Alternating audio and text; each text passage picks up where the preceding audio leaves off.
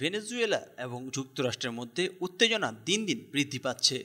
এক প্রতিবেদনে বলা হয়েছে, মার্কিন বাহিনী ভেনেজুয়েলার বিরুদ্ধে সামরিক পদক্ষেপ নিলে প্রথমেই দেশটির বিমান ঘাঁটি ও রানওয়ে ধ্বংস করা হবে।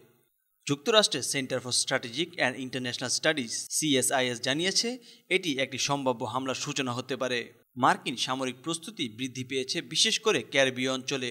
যুক্তরাষ্ট্র সম্প্রতি মাদক বিরোধী অভিযানের নামে একাধিক নৌযান ধ্বংস করার দাবি করেছে। একই সময়ে যুক্তরাষ্ট্রের USS Gerald R Ford carrier যুদ্ধজাহাজ এবং 3টি ডেস্ট্রয়ার সহ 15,000 সেনা সদস্যকে ওই অঞ্চলে মোতায়েন করেছে।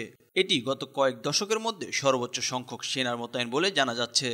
এদিকে ভেনেজুয়েলা সংঘাতের সম্ভাবনা সামনে রেখে তৎপরতা বাড়িয়েছে। দেশটির সরকার সামরিক মহড়া ও গেরিলা যুদ্ধের জন্য নাগরিক ও মিলিশিয়াদের প্রশিক্ষণ দিতে শুরু করেছে। ভেনেজুয়েলার ন্যাশনাল বলিভিয়ান আর্ম ফোর্স সাম্প্রতিক সময়ে দেশ জুড়ে নতুন মহড়া শুরু করেছে। মঙ্গলবার ভোর 4টায় শুরু হওয়া মহড়ায় অংশ নিয়েছে দেশটির বিভিন্ন ইউনিট। ভেনেজুয়েলার প্রেসিডেন্ট নিকোলাস মাদুরো ও সামরিক কর্মকর্তারা ঘোষণা করেছেন যে তারা যে কোনো আগ্রাসনের বিরুদ্ধে প্রতিরোধ গড়ে তুলবেন। বিশ্লেষকরা মনে করছেন, ভেনেজুয়েলার লক্ষ্য সামরিক শক্তি প্রদর্শন নয়, বরং শত্রুদের জন্য প্রতিবন্ধকতা তৈরি করা। মার্কিন বাহিনীর সম্ভাব্য হামলার এই পরিস্থিতি আন্তর্জাতিক সম্পর্কের নতুন বাঁক ঘুরিয়ে দিতে পারে, যা লাতিন আমেরিকার নিরাপত্তা পরিস্থিতিকে আরও জটিল করে তুলবে।